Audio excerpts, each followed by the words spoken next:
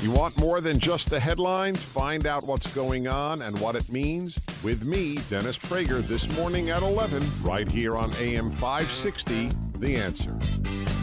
Good morning, Amy Jacobson here. Bruce Wolf in for Dan Proft on this busy Monday morning. We've talked about Kavanaugh. We've talked about Manafort and the big announcement today that Bill Daley is going to be throwing his hat into the ring for mayor of Chicago, as if we haven't suffered through enough Daleys. You know, hey, turn on if your he mic. throws his hat into the ring, it'll show his bald spot. I don't think he wants to do that. So bad. He should wear a fedora. Yeah, so that announcement will be coming later today. I can't wait to hear reporters' questions asking him why he waited until Mayor Emanuel dropped out of the race. But somebody else running for mayor is former police superintendent Garry McCarthy, who was fired by Rahm Emanuel and has now decided to try and take Mayor Emanuel's job. And joining us on our Turnkey.pro answer line is Bernard Kerik, who is the former NYPD commissioner. He's now the author of a new book, The Grave Above the Grave. Good morning, Mr. Kerik. How are you? Good morning, guys. How are you? Good. So I'm putting you on the spot here. Do you know Garry McCarthy? Because he used to work in New Jersey and I believe in New York.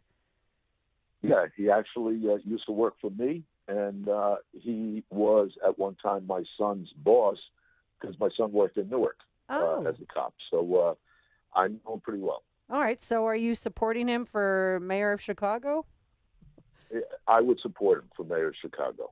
I think, if anybody knows what has to be done in Chicago, it's him.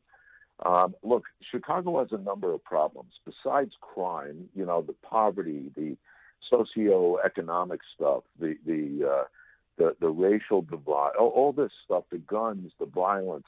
Listen, at the end of the day, none of the poverty stuff, none of the community cleanup is ever going to happen if you don't reduce crime.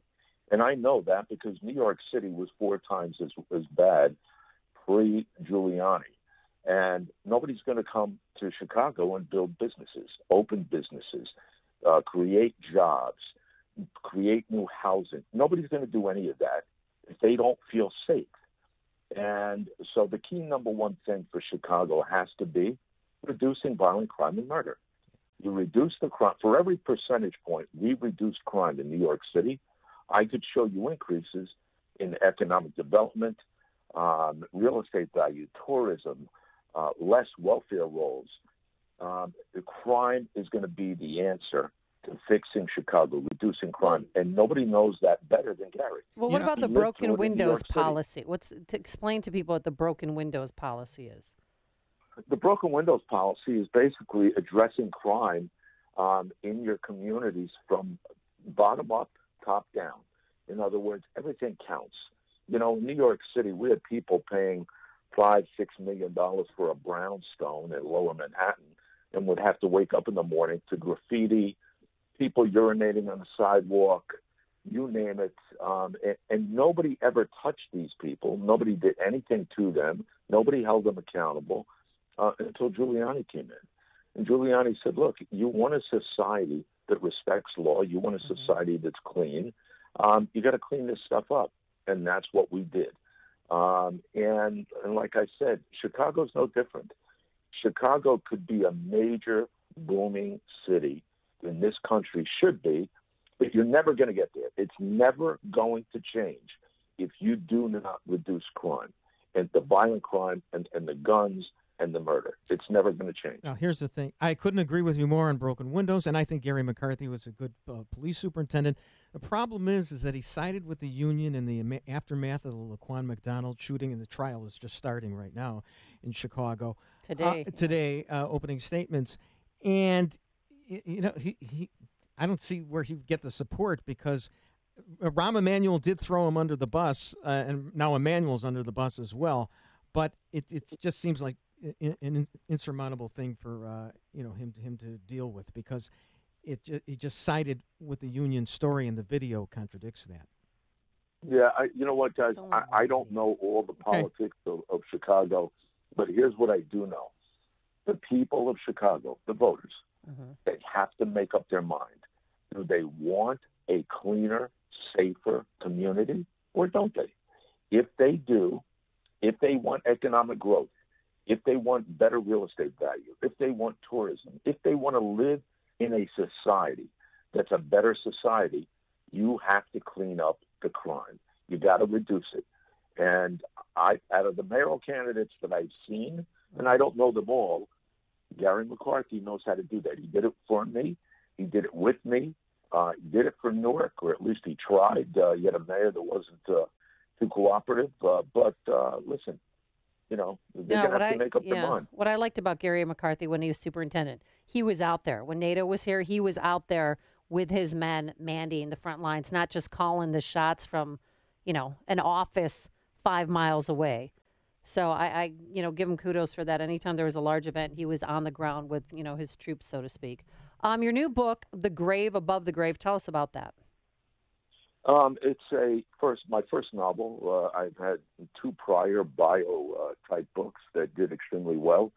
I figured I'd throw my hat in the ring for fiction. I've got my time as police commissioner of New York, counterterrorism measures. I was in command of the NYP during 9/11, but I also worked in Saudi Arabia for 4 years. I worked for the King of Jordan for 5 years. I've been around the threats that we face in this country against radical Islamic movements for many, many years, and I put that into a fiction. Now, I'm fascinated because, as I was talking before the break, I have a hard enough time reading fiction, let alone writing it. And you've written books before, but I mean, I'm dumbfounded. I'm amazed. How do you be this professional and a very successful one in one area of life, and then all of a sudden you're, the next Hemingway? I mean, this is pretty darn good. It's not fair. It's not fair. It's funny. I've had this conversation with friends, and they said, it has to be easy to do. You just make up a bunch of stuff, and I have to tell you, it's not easy at all. Writing fiction is extremely difficult because you have to keep things in context. You have to keep things together. You write a description of a character or something about a character, and 5 chapters in, you want to re-talk about that character. I forget what color hair he had. What did he look like? Where did he come from? Where did he go to school?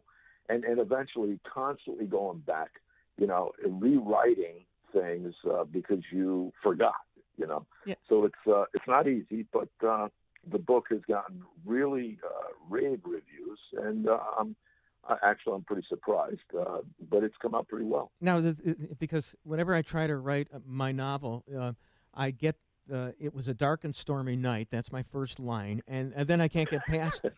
And so I just don't know how you even get to the ultimate chapter where you're trying to remember what color the guy's hair was. So, kudos to you on that. I mean, that's amazing.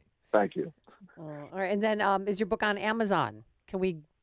So it's on Amazon. It's on, Barnes & Noble. It's all the major bookstores. And most importantly, you get it online. Amazon Prime. Okay. And then on the 17th anniversary, can you believe it's already been 17 years? Just last week. And what do you do to memorialize those who died and to appreciate and remember those who were the first responders? Most importantly, I reach out to the people that work for me on that day, the people that responded. Mayor Giuliani and I actually have a dinner on the night of that night, September 11th, every year.